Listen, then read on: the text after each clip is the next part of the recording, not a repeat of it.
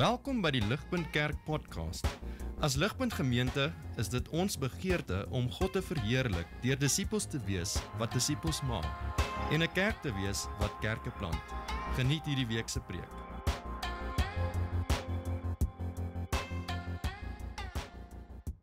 Goeiemôre, ek lees vanoggend vir ons uit 2 Korintiërs 8 vers 1 tot 15 en 2 Korintiërs 9 vers 1 tot 15 uit die Afrikaanse direkte vertaling 2020. Ons laat julle ook weet, broers, van die genade van God wat aan die gemeentes in Macedonië gegee is, dat hulle te midde van swaar beproewing as gevolg van verdrukking hulle oorvloedige vreugde en hulle diep armoede laat oorvloei het in 'n rykdom aan vrygewigheid van hulle kant af. Ek getuig dat hulle na vermoë, ja, selfs bo vermoë, bereidwillig was.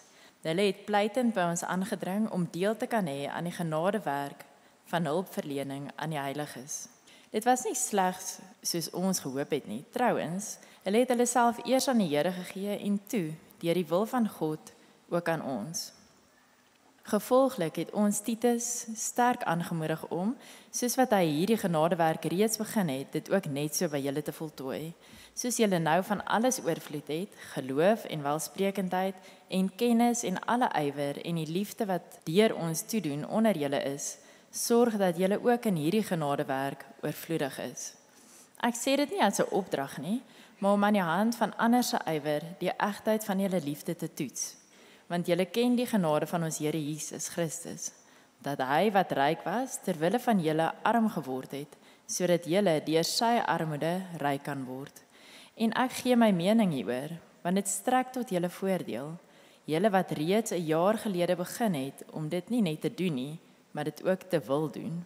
Voltooi dan nou ook die taak, sodat net soos julle bereidwillig was om dit te wil doen, julle ook bereidwillig sal wees om dit te voltooi uit wat julle het. Want as daar bereidwilligheid is dit aanneemlik volgens wat 'n mens het, nie volgens wat jy nie het nie. Dit beteken nie dat ander verligting kry en julle swaar kry nie, maar wel dat daar ewewig sal wees. Julle huidige oorvloed vul hulle tekort aan, sodat hulle oorvloed weer julle tekort kan aanvul en daar so ewewig kan wees. Soos daar geskryf staan, die een met baie het nie te veel gehad nie en die een met 'n bietjie nie te min nie. Hoofstuk 9. Eintlik is dit vir my onnodig om aan julle oor die dienslewering aan die heiliges te skryf, want ek ken julle bereidwilligheid, waarmee ek oor julle by die Macedoniërs spog, dat Agaia al sedert 'n jaar gelede gereed is en dat julle ywer die meeste van hulle aangespoor het. Maar ek het die broers gestuur, sodat ons gespog oor julle in hierdie saak nie verydel sal word nie, en julle gereed sal wees, soos ek gesê het julle sal wees. En ook sodat indien daar dalk Macedoniërs saam met my sou kom, en julle in hierdie saak onvoorbereid sou aantref, ons nie sal hoef te skaam nie, om nie eers van julle te praat nie. Daarom het ek dit noodsaaklik geag, om die broers aan te spoor om vooruit na julle te gaan, en die dankoffer wat julle vroeër beloof het in orde te kry, sodat dit gereed sal wees as 'n werklike dankoffer, en nie as iets wat afgedwing is nie. Die punt is, wie karig saai, sal karig oes, en wie oorvloedig saai, sal oorvloedig oes. Laat elkeen gee soos hy vooraf in sy hart besluit het, nie met droefheid of onder dwang nie, want God het 'n blymoedige gewer lief. En God is magtig om alle genade oorvloedig vir julle te laat wees, sodat julle altyd en elke opsig selfversorgend kan wees en oorvloedig kan bydra tot elke goeie werk. Soos daar geskryf staan, hy het wyd uitgestrooi, hy het aan die armes gegee, sy geregtigheid bly vir ewig. En hy wat saad aan die saaier voorsien en ook brood as voedsel, sal aan julle saad verskaf en dit vermeerder. En hy sal die vrug van julle geregtigheid laat toeneem. So word julle in elke opsig verryk, om aan alles vrygewig te wees, en dit loop deur ons bemiddeling uit op danksegging aan God. Want die hulp van hierdie bediening voorsien nie net in die heiliges se behoeftes nie, maar lei ook tot 'n oorvloed van baie uitinge van danksegginge aan God. Op grond van die bewys wat deur hierdie diensbetoning gelewer word, verheerlik hulle God oor julle gehoorsaamheid aan julle belydenis van die evangelie van Christus en oor die vrygewigheid van julle bydrae aan hulle en aan almal.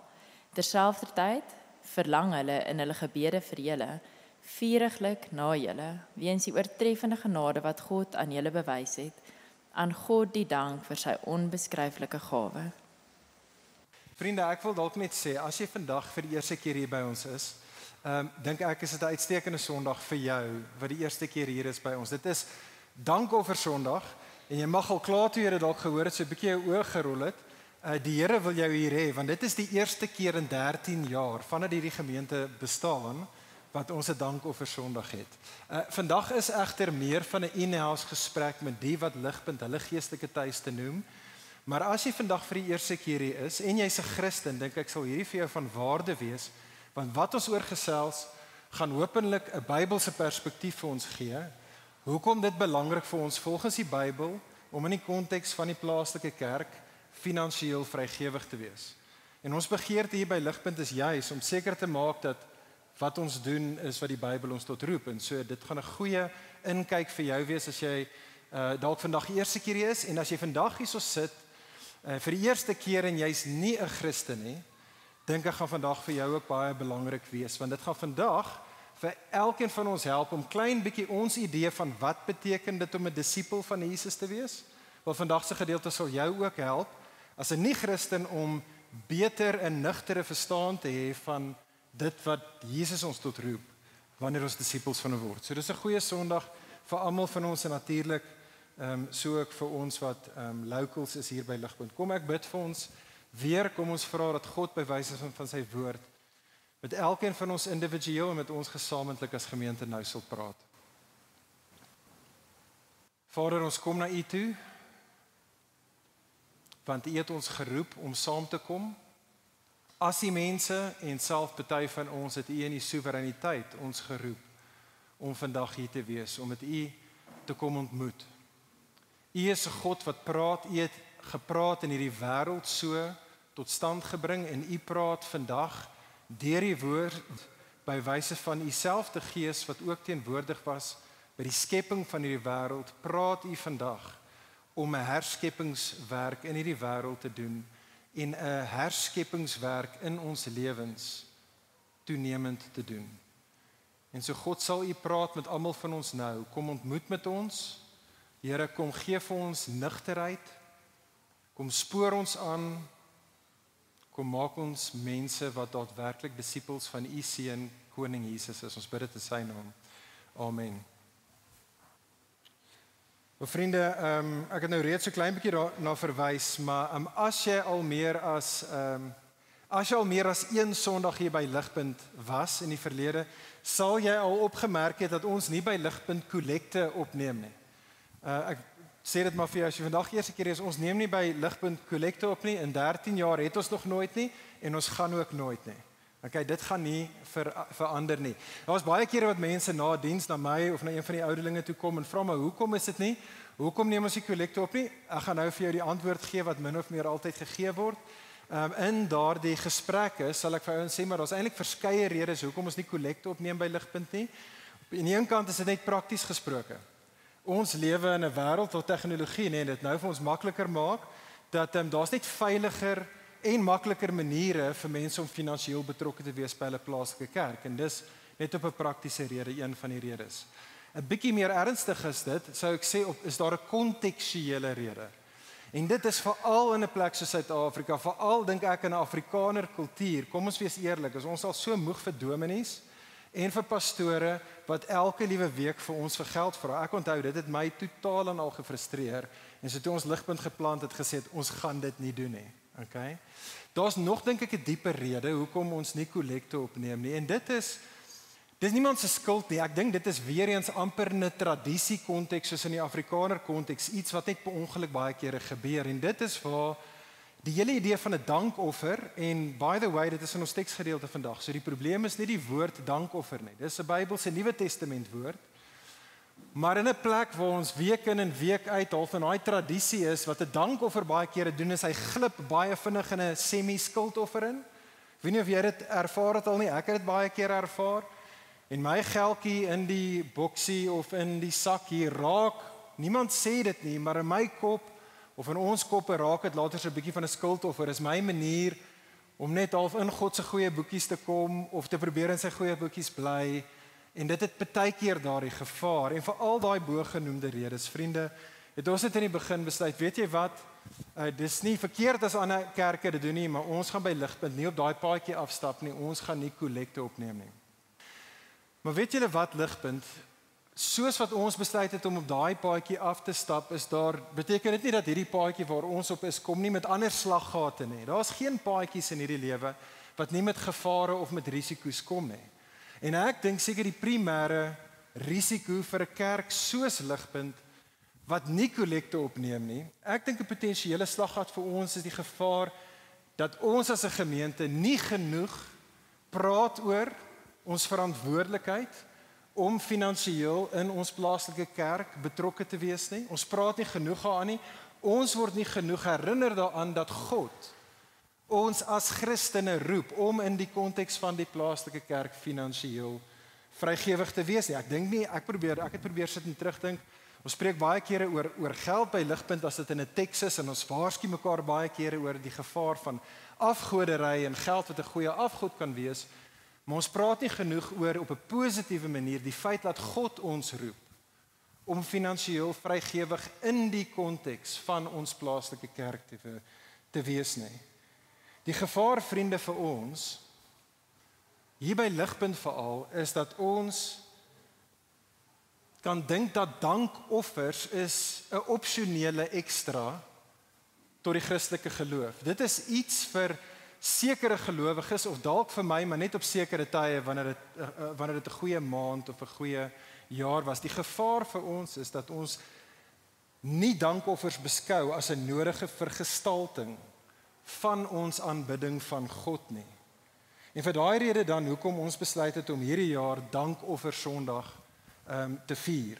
Die doel van vanoggend is, en dit is ook waar, by the way, en dit is hoekom ons wil hê alle ligpunters moet ook bly vir die familievergadering hierna, want ons gaan aan hiermee in die familievergadering. Maar die doel van vanoggend is om ons aan te spoor om in die konteks van hierdie plaaslike kerk, as hierdie jou kerk is, wil ons mekaar aanspoor om toenemend, almal van ons toenemend finansiëel vrygewig te wees. Nou ons gaan deur vanoggend beide in die preek en in die familievergadering gaan ons baie praktiese en selfs oor strategiese redes gee hoekom ons finansiëel vrygewig behoort te wees, maar vriende, op die einde van die dag, kom ons wees eerlik. Ek en jy sal alleenlik finansiëel vrygewig wees as ons diep oortuig is dat God is die een wat ons roep om finansiëel vrygewig in ons plaaslike kerk te wees en dat toe ons die dag Christene geword het, daardie dag het hy ons geroep om in die konteks van die plaaslike kerk finansiëel vrygewig te wees. En so dis wat ons gaan doen. Ons gaan dit doen in die hand van daai teksgedeeltes, daai 2 hoofstukke in 2 Korintiërs wat vir ons gelees was. Kan ek jou vra om nou al reeds daai teksgedeelte of jou Bybel byderhand hou? Ons gaan daarna kyk, want dit is presies wat ons sien in hierdie 2 hoofstukke. Pragtige tekste wat ek dink ons nie genoeg na kyk as gelowiges nie. Hier in 2 Korintiërs hoofstuk 8 en 9 praat Paulus met 'n kerk net soos ons, dis die kerk in Korinte 2000 jaar gelede. Paulus se doel voor oë is om hulle aan te spoor om toenemend finansiëel vrygewig te wees en hy doen dit, hy spoor hulle aan deur vir hulle 2 voorbeelde voor te hou wat hy hulle tot roep. Die een voorbeeld is 'n ander kerk, die kerk in Macedonië, en 'n ander voorbeeld wat hy vir hulle voorhou is Jesus.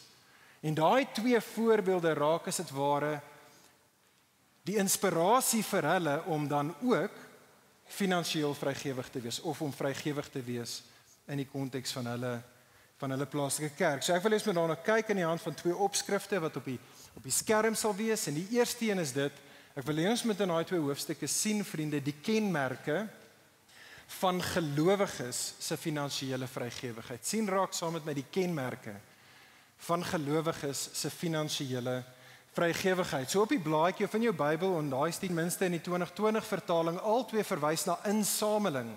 So wat Paulus hier doen is baie obvious, hy wil fondsinsameling doen en hy gaan dit nou doen deur hulle te eintlik inspireer by wyse van die kerk in Macedonië.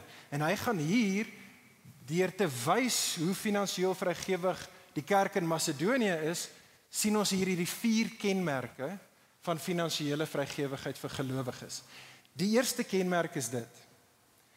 Finansiële vrygewigheid, spesifiek vir Christene, vir gelowiges, is oorvloedig. Dit is oorvloedig. Kyk saam met daar in vers 2. In vers 2 beskryf Paulus hierdie lewensomstandighede van hierdie ander kerk, ook daar in Klein-Asië se wêreld, die kerk in Macedonië. En Paulus sê, hy beskryf hulle lewensomstandighede. Hy sê dat die kerk in Macedonië is in verdrukking. Weens hulle geloof word hulle verdruk. Sien jy daar in vers 2? Weens hulle verdrukking het hulle swaar beproewinge, en hulle swaar beproewinge onder andere word ervaar deur die kerk in Macedonië met 'n diep finansiële armoede. Met ander woorde, die kerk in Macedonië is nie 'n kerk wat in geld gerol het nie, maar ten spyte daarvan, sê Paulus, het hulle met, sien jy daar vers 2, oorvloedige vreugde, hulle diep armoede laat oorvloei in 'n rykdom van vrygewigheid van hulle kant af. Soos jy die finansiële vermoë van die kerk in Macedonië sou simboliseer deur 'n glas, sien jy daar in vers 3. Vers 3 sê dat hulle het bo hulle vermoë, was hulle vrygewig. So, in een sin is hulle finansiële vermoë wêreldsgesin, is uiteindelik redelik is die glas leeg, maar hulle het was hulle oorvloedig in vrygewigheid gewees. En soos vir die kerk in Macedonië, so vir die kerk in Korinthe dan, 8 vers 7, kyk saam met na die oproep vir die kerk in Korinthe. Soos julle nou van alles oorvloed het, kerk in Korinthe, julle het oorvloed in geloof, en in welsprekendheid, en in kennis, en in alle ywer, en in die liefde wat deur ons toedoen onder julle is, so moet julle ook hierdie genadewerk, dis die finansiële vrygewigheid, moet julle in oorvloed verrig. En vriende, soos met die kerk in Macedonië, so met die kerk in Korinthe, so dan ook vir ons. Ligpunt, kom ons stop net vir 'n oomblik. En kom ons reflekteer net weer op. Dit is wat ons laas Sondag gedoen het. Ons was laas Sondag hier en ons het gestop aan die einde van die jaar en ons het 'n dankseggingssondag gehad want ons het gedink oor net hoe goed ons dit het hier as mense en as 'n kerk hier by Ligpunt. Ons het dit so goed. Ons het dit laasweek gevier. Ons het dit so onsaglik goed. Ons geniet oorvloed.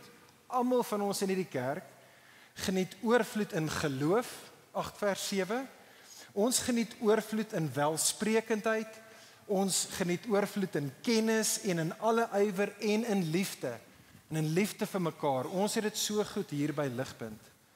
Maar vriende, saam met ons geestelike voorregte kom daar ook verantwoordelikheid. Dis Paulus se punt, die oproep aan ons vandag, 8 vers 7. So moet ons ook in hierdie genadewerk van finansiële vrygewigheid moet ons in oorvloed, moet ons dit verrig. Maar let wel, wat so behulpsaam is in die voorbeeld van die kerk in Macedonië, is dat die kerk in Macedonië se voorbeeld, wat ons herinner, is dat om oorvloedig te wees in finansiële vrygewigheid is nie gebonde aan die feit dat jy finansiëel oorvloed nou reeds ervaar nie. Dit was nie waar vir hulle nie, vriende, en so is dit ook nie dieselfde vir ons nie. Dit wat Christene tot geroep word, wat oorvloed in elke ander geestelike area geniet, om vers 3 bo ons vermoë, altyd bo ons vermoë, oorvloedig vrygewig te wees. So as jy dink aan jou budget, hierdie is wat die kerk in Macedonië gedoen het. Hulle het nie gegaan en dan hulle inkomstes gelys, en dan hulle uitgawes gelys, en op die einde van die maand, ons het 'n goeie maand gewees, en hulle het 'n surplus, in die onderkant, as jy great, ek het 'n surplus hierdie maand gehad, sê die kerk in Macedonië, so nou gaan ons finansiëel vrygewig wees tot die kerk in Korinthe nie. Nee, wat hulle gedoen het, is hulle het gesê, heel eerste ding op hulle lys, voor enigiets anderste, Here, U roep ons om oorvloedig finansiëel vrygewig te wees, en hulle is finansiëel vrygewig, en dan figure hulle uit, in geloof, saam met die Here en met mekaar, hoe gaan ons verder maak? Nou daai kom met grys areas, gesprekke wat ons na die tyd moet hê met mekaar, want daar is geen eenvoudige formules vir hierdie goeters nie. maar daai is hulle postuur, bo hulle vermoë, omdat hulle burden is, oorvloed, dan figure hulle uit hoe hulle in die genade van die Here en in die krag van die Here, hoe die Here hulle sal staande hou. Ons gaan meer van dit sien in 'n oomblik van nou af. Vriende, ek wil dadelik bely mee, want ek het hierdie gesien, hierdie teksgedeelte vandag gesien, ek het gedink, poen jou hypocriet. Ek wil met julle eerlik wees, ek sukkel hiermee. Ek sukkel verskriklik hiermee, en sy gaan nie daarvan hou as ek dit sê nie, my vrou is baie beter as ek hiermee, en baie kere moet sy my aanspoor, en selfs so klein bietjie vermaan, wanneer ek was 'n accountant gewees op 'n tyd in my lewe, wanneer ek in daai mode wil gaan, en ek wil net elke sent omdraai, en sy is die een wat my aanspoor dan, om vir my te sê, nee, daar's sekere dinge, wat my ervaring moet nie God se oproep tot my lewe. My ervaring moet dit nie bepaal nie. God, hy roep my en ons volg hom en ons vertrou hom daarna. Kyk na 2 Korintiërs 9 vers 8. Baie belangrik.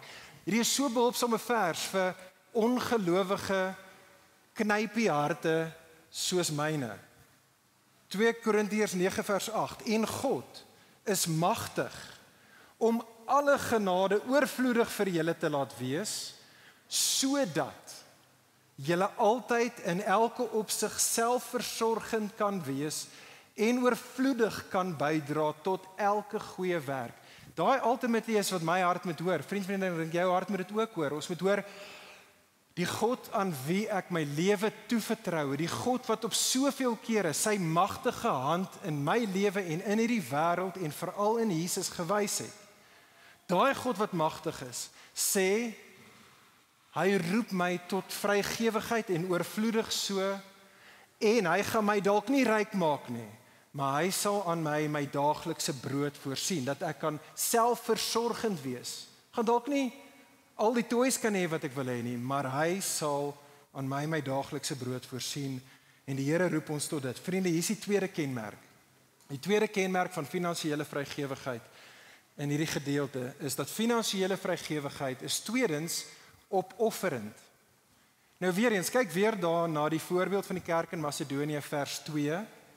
In vers 2 word geïmpliseer in daardie geloofsgemeenskap se lewens, in hulle verdrukking, in hulle swaar beproewing, in hulle diep armoede, het hulle bo hulle vermoë hulp aan die heiliges verleen.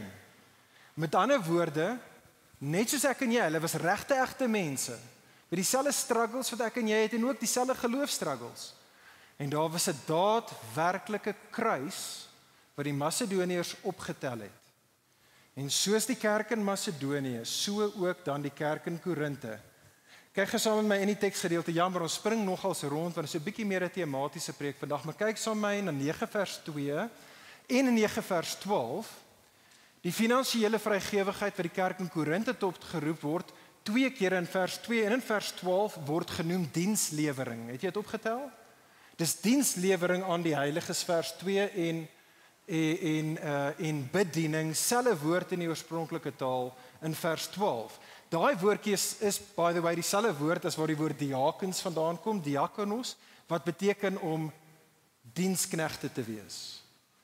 Dis presies dieselfde woordjie wat Jesus gebruik wanneer Jesus in byvoorbeeld Markus 10 vers 45 sê dat as jy Jesus wil verstaan, is hy die tipe van koning wat uiteindelik die dienskneg van die Here is. Die dienskneg wat sy lewe neerlê op die kruis om sy mense te dien. Dis presies dieselfde woordjie hier wat sê dit is Christen finansiële vrygewigheid. Dis daai tipe van dienslewering. Dit is 'n lewe neerlê, jou kruis optel tipe van lewe.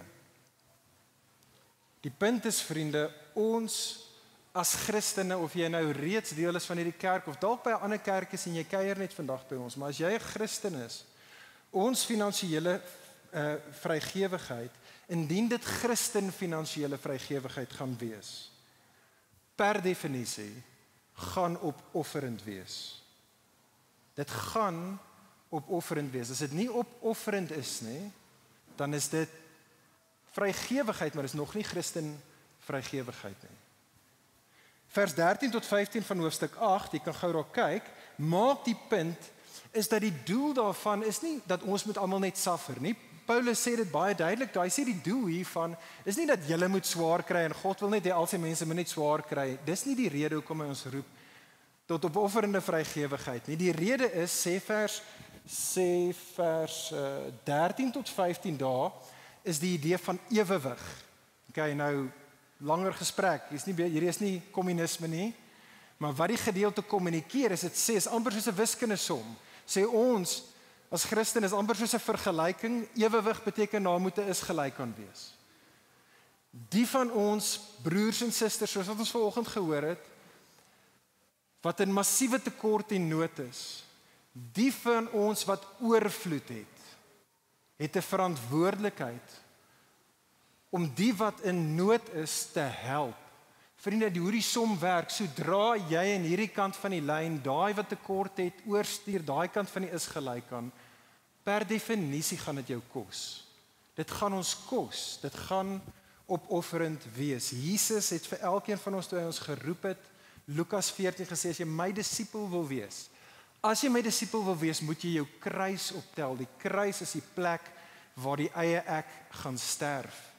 Dit is wat dit beteken om 'n disipel van Jesus te wees. En so vriende, ons moet ons almal mekaar herinner aan dit, roep tot dit. Ons moet onsself afvra, reflekteer.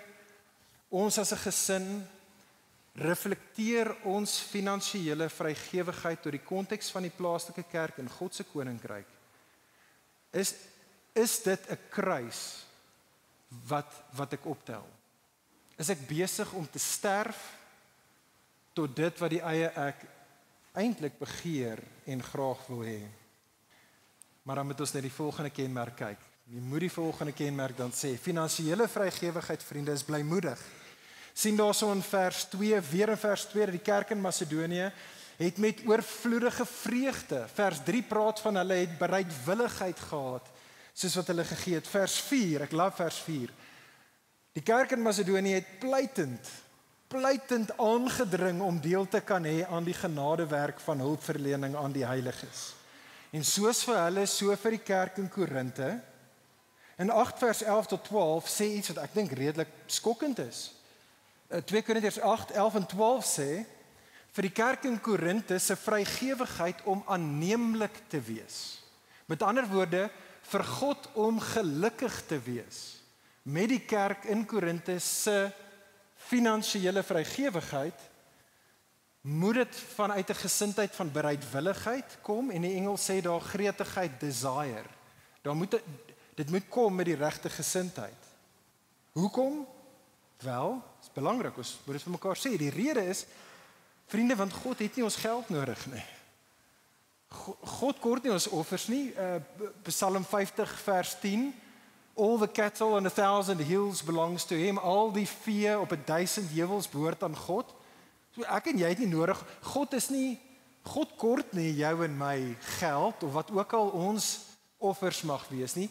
Die punt daarvan is nie soseer dit wat God kort nie, die punt is eintlik waar ons met hom staan. God soek ons harte.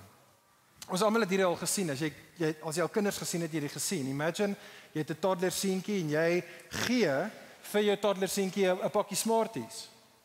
Okay, en dan sit amazing, sy sussie, wat nie eers in die vertrek is nie, maar sy het 'n antenna. Sy weet as haar boetie iets gekry het, sy's nie eers daar nie, en so sy volg die piep, piep, piep, dan kom sy en haar sien sy haar boetie met die Smarties. En sy vra, kan ek 'n Smartie kry? En hy sê, nee. En sy vra, asseblief kan ek 'n Smartie kry? Sy sê, nee. Jy as die ouer sê, gee vir haar 'n Smartie, sy sê nee. Jy sê, Jesus wil regtig jy moet vir jou sussie 'n Smartie gee, en hy sê nee.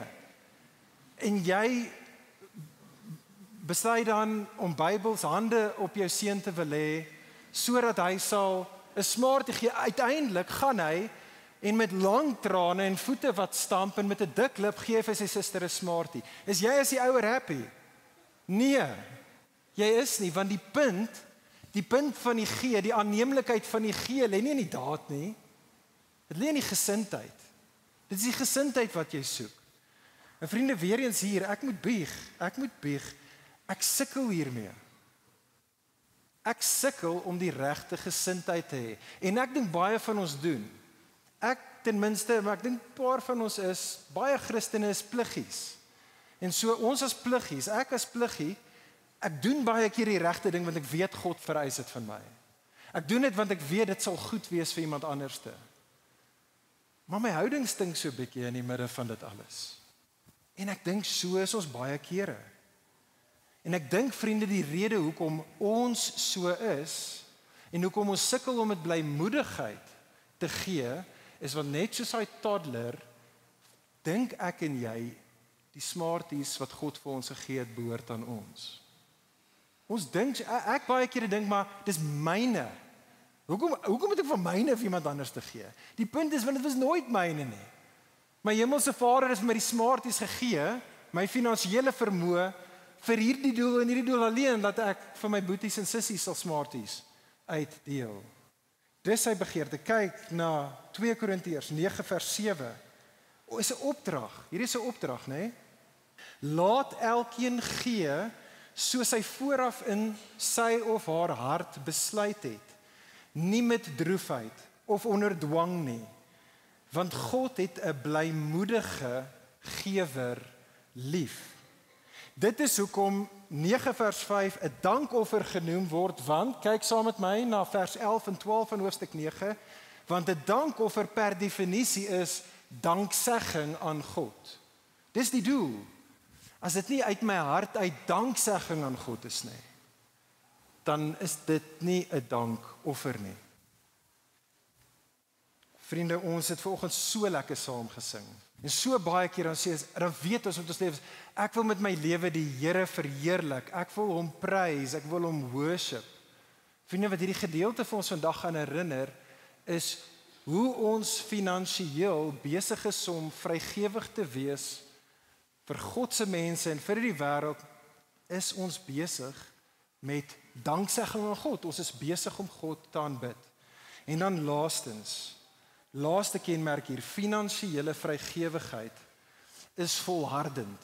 Dis volhardend. Kyk weer na vers 2. Die kerk in Macedonië het in 'n seisoen van swaar beproewing en verdrukking en diep armoede nie opgehou om vrygewig te wees nie, maar hulle het te midde daarvan het hulle volhard.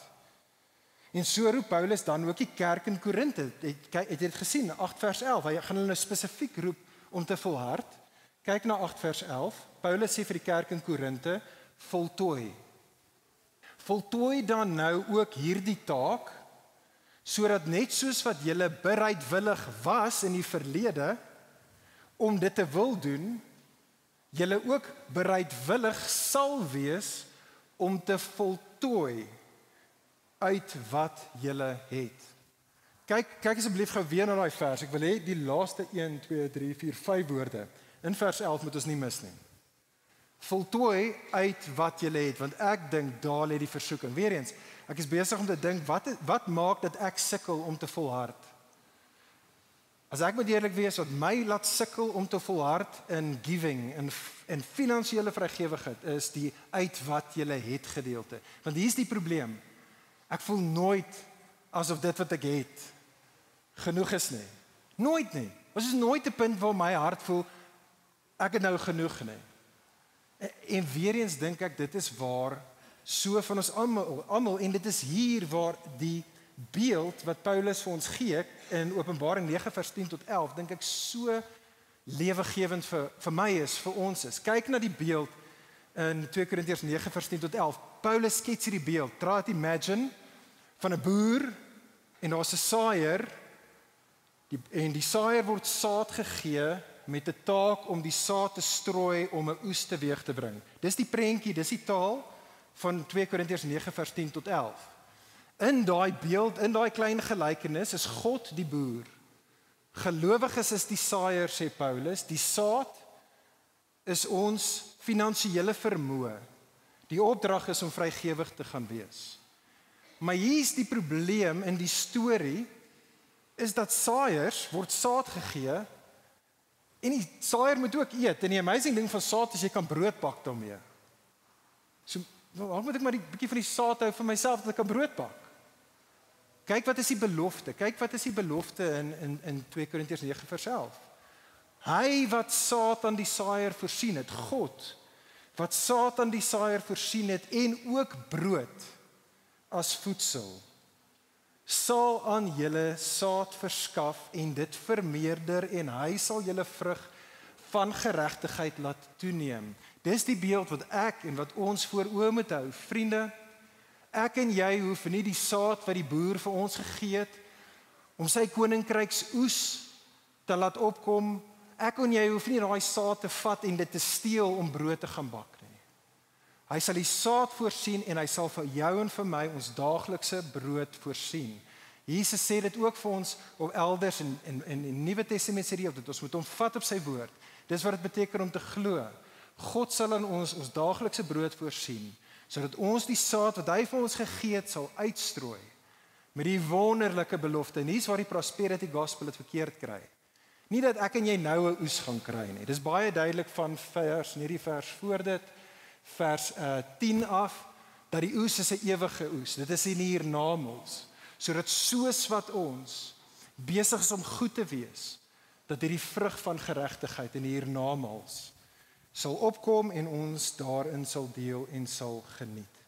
Dit bring ons dan, vriende, by die krag. Hier is die tweede punt wat ek wil hê, baie korter is die eerste punt. Baie korter, maar regtig die klimaks wat jy moet hoor vanoggend as jy niks anders gehoor het nie. Die krag vir gelowiges se finansiële vrygewigheid. Ons kyk na die kenmerke, maar sien die krag vir gelowiges se finansiële vrygewigheid. Die sleutelwoord, vriende, vir ons hier, reg deur hierdie 2 hoofstukke, en ek weet nie of jy dit opgetel het en dit al klaar gehighlight het met jou pen nie, maar is die woord genade. Het jy dit gesien?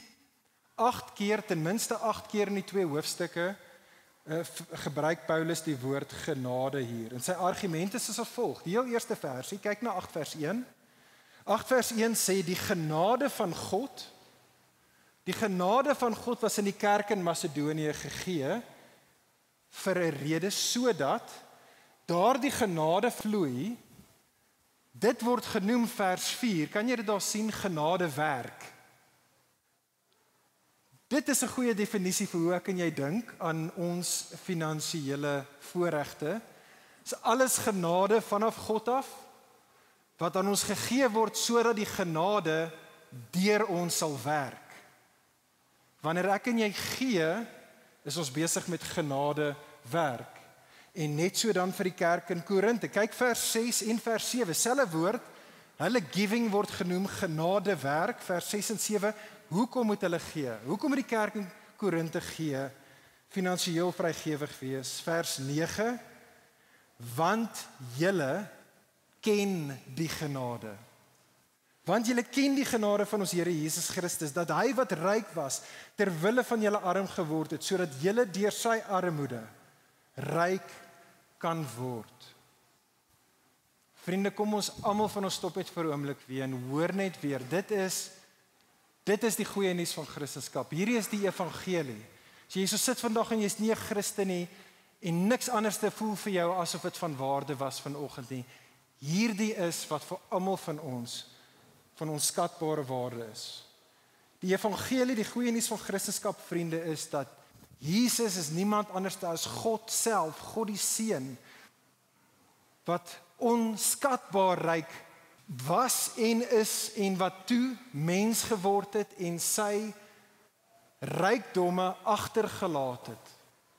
Jesus wat ryk was, het homself verarm deur een van ons te word, Filippense 2, en toe self homself heeltemal uitgestort. Elke laaste sent van wat hy gehad het, uitgestort het vir jou en vir my op die kruis, om jou en my in ons geestelike bankrotskap, om ons te kom ontmoet, om genade aan ons te kom betoon. Dis die evangelie, dit is wat Paulus se punt is hier.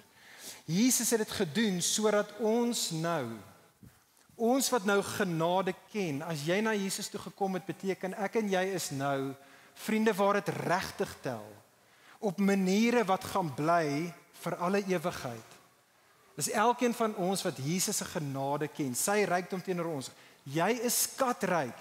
Ons is insane keer meer ryk as Elon Musk vir alle ewigheid en geen mot of roes of enige stock exchange kan iets wegvat van jou en my werklike rykdom vir alle ewigheid nie. En ons wat daai genade ken, ons kan nou toelaat dat daai genade werk.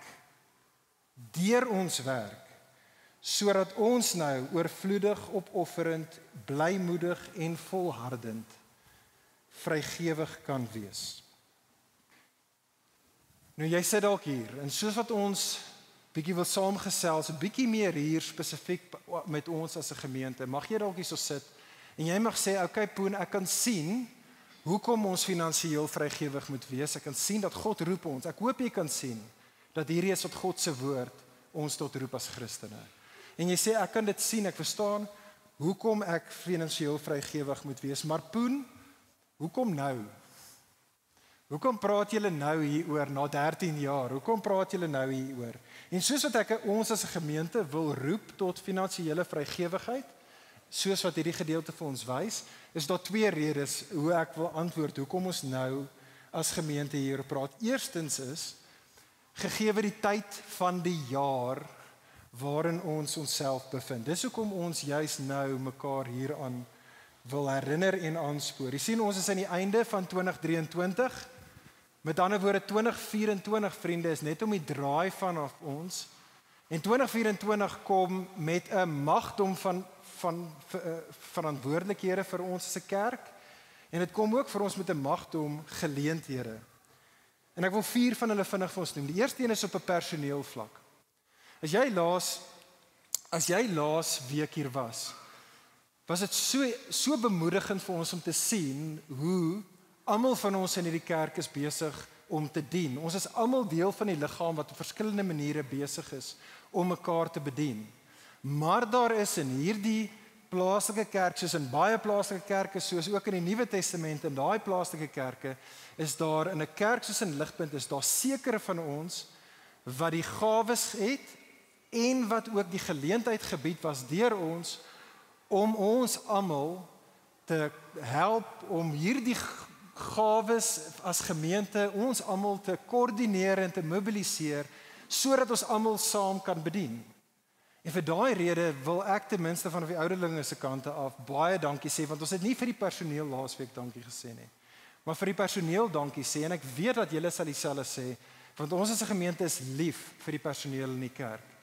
Maar wat ons wil doen is, vriende, is ons wil hê dat hulle moet aanhou die goeie werk voortsit wat ons kan help, dat ons almal saam ons bediening kan hê. 1 Timoteus 5 vers 18 sê, wanneer dit praat oor die wat in die konteks van 'n plaaslike kerkwerk werk, 1 Timoteus 5 vers 18 sê, 'n arbeider is sy loon werd. Die kerkarbeider is sy loon werd, en vir daardie rede Ligpunt kom ons toenemend en hou aan om finansiëel vrygewig te wees ter wille van die personeel. Diakonaal het ons nou net gesels, en Sylvia het so mooi ons aangespoor en vir ons gewys die amazing manier wat ons as 'n kerk, soos die Nuwe Testament vir ons die opdrag gee, na die behoeftes in ons plaaslike kerk probeer omsien. En prys die Here vir alles wat hy deur die diakens doen. En dit is so goed, die wonderlike dinge wat reeds gebeur, maar vriende, soos julle gesien het, die nood is groot. Galasiërs 6 vers 2, opdrag aan ons, aan 'n plaaslike kerk. Galasiërs 6 vers 2 sê, dra mekaar se laste. Dra mekaar se laste. En dit is ook fisiese laste. En dit sal vir ons as 'n gemeente kom met finansiële implikasies. En so Ligpunt kom ons wees so gemeente, 'n Nuwe Testament Bybelse kerk, wat vrygewig is in ons finansiële bydraes, sodat ons kan aanhou omsien na die behoeftes in ons midde, en wie weet, dalk oor 'n jaar of 2 of 3 van nou af, is dit jy wat dan hierdie einste gemeente gaan nodig hê om jou en jou tekort aan te vul. Maar derdens dan, vriende, het ons nodig om ook te onthou in 2024 barmhartigheid, nie net om goed te wees vir mekaar binne die kerk nie, maar ook buite die kerk. En ons het dit laasweek gevier, het ons nie? Dinge byvoorbeeld die tutoring ministry in Mamelodi en ons het gepraat oor van die kinderhuise en die babahuise in ons midde en 'n legio van ander maniere wat ons kan goed wees vir ons stad om ons. Galasiërs 6 vers 10 sê doen goed aan almal. Doen goed aan almal plaaslike kerk, veral vir ons geesgenote. En so Ligpunt, kom ons onthou dit. In 2024 wat ons in gaan stap, kom ons wees toenemend radikaal finansiëel vrygewig sodat ons kan goed wees vir die babahuise en die weeskinders en die weduwees in ons midde en vir die tutoring ministry in Mamelodi. En dan die kerke wat ons help. Soos baie van julle weet, het ons 13 jaar terug Ligpunt geplant en die Here het ons gebruik om 'n paar ander kerke te plant en ons gehelp om 'n paar ander kerke te help om op die been te kom. En dit is 'n wonderlike seëning wat ons het. Dat ons, alhoewel ons 'n klein kerkie is, so klein bietjie van 'n moedergemeente is, vir 'n klomp ander gemeentes oor die kontinent wat na ons kyk op verskillende maniere vir hulp. En vir party van hulle help ons maandeliks, vir party van hulle reis ons geld oor see vir hulle, vir ander van hulle help ons hulle dat hulle in dieselfde kantore as ons kan sit en ons verskaf die koffie en die printer en die elektrisiteit. En ons het 'n wonderlike geleentheid daar. Kerke soos die Church in Mamelodi van Sebo, hulle Siegel hulle by Renewal Fellowship, Reinhard hulle by Red Door Church, Sammy Boateng hulle in Accra, Redeemer City Kerk, Lafar gemeente in Bukavu van Nicholas hulle, Paul Schoenveld hulle wie ons op tye help wat in Nelspruit besig is met 'n baie exciting studentebediening in Nelspruit. Alles maniere, vriende, waar mense op verskillende maniere na Ligpunt kyk, na ons kyk. En hulle hoop en bid dat ons sal aanhou finansiëel vrygewig wees teenoor hulle. Vriende, ons het hierdie geleenthede, dit is wat die Here ons tot roep. Hy roep ons tot dit in 2024 in. Maar dan, en ons is amper daar, die tweede rede, die laaste rede, vriende, hoekom ons nou hieroor gesels, en hierdie is belangrik, is gegeewe die omstandighede waarin ons onsself in bevind. En wat ek hier bedoel, vriende, is dit is die wêreld en die land en selfs in die kerk die ekonomiese klimaat waarin ons huidiglik is. Dit is so onstabiel en onsekere ekonomiese klimaat waarin ons as mense onsself bevind. Buiten vir dit wat in die land aangaan, en julle weet al die statistieke van hoe dinge net skyrocket met betrekking tot pryse. Gooi nog op dit al die korrupsie en die misdaad in ons land wat ons as gemeente baie direk, baie hard ook getref het in 2023 op baie direkte maniere. Dan is daar die immigrasie. Dit voel op hierdie stadium asof amper elke maand sê ons vir core groep ligpunters tot siens wat elders oor see verhuis. En ons bly vir hulle as die Here hulle roep na 'n ander plek toe. Maar die realiteit is, vriende, elke ligpunter wat elders oor see gaan, beteken dat die GDP, die netto waarde van Ligpunt, by die maand verswak. Soos wat ons broers en susters anders plekke heen toe gaan. Nou dit is die realiteit van 'n wêreld soos waar ons onsself bevind. My punt is dit, hoor mooi. Vriende, ons onstabiele en onsekere finansiële klimaat plaas nie net 'n groot druk op jou en my individueel nie. Dit plaas 'n massiewe druk kollektief op ons. En dit plaas ook nie net 'n druk op ons in 2023 nie. Dit gaan 'n baie groot druk op ons plaas in 2024. En so asseblief, vriende, die versoeking vir almal van ons, want dit is die versoeking by my, en 'n tyd soos nou, juis omdat dit finansiëel onstabiel en onseker is, wil alles in jou en my, wil inwaarts kyk, ek wil bunker down, ek wil minder vrygewig wees. Nou is nie die tyd nie. Nou is nie die tyd nie. Nou is die tyd Ligpunt vir ons om nader te staan aan mekaar, om meer saam te trek, om meer vrygewig te wees, om saam as gemeente deur hierdie seisoen en die storms kollektief te gaan, beide vir onsself, maar ook vir die ander daar buite wat die Here ons tot roep om sout en lig voor te wees. En ek wil afsluit. Ek sluit hiermee af. Ek sluit af, vriende, met daai pragtige versie. Kyk saam met my, soos ek afsluit, na 2 Korintiërs 8 vers 9. 2 Korintiërs 8 vers 9, ek wil net vinnig eindig met 'n woord vir 3 groepe mense wat vandag hierso sit. Daai pragtige evangelievers, dalk sit jy vandag hier en jy's nie 'n Christen nie. Kan ek jou vra, as jy hierso sit en jy's nie 'n Christen nie, kom asseblief tog na hierdie Jesus toe. Ek weet nie of dit met jou finansiëel goed of sleg gaan tans nie. Maar as jy nie binne in Jesus gevind word voordat jy jou laaste asem uitblaas nie, is jy nou en vir alle ewigheid totaal en al bankrot. Kom na Jesus toe wat in sy oorvloedige genade sy rykdom uitgestort het, nie Christen, vir jou, sodat jy sy genade kan bekom en nou kan deel wees van 'n storie en 'n mense wat vir alle ewigheid eendag baie oorvloedig gaan wees. As jy vandag hier so sit, tweedens, Christen, maar as jy moet eerlik wees, besef jy dat jy is nie tans finansiëel vrygewig soos wat hierdie gedeelte ons tot roep nie. Christen, kan ek jou aanspoor, jou uitnooi, asseblief, kyk weer na Jesus. Kyk weer na Jesus, moenie ophou om na Jesus te kyk nie. Bly drink die genade in wat net in Jesus te vind is. Dit is die mate waarin ek en jy oortuig is van die genade wat ons ken in Jesus, is die mate waarin ons finansiëel vrygewig gaan wees. En dan laastens, Christen, jy wat wel finansiëel vrygewig is.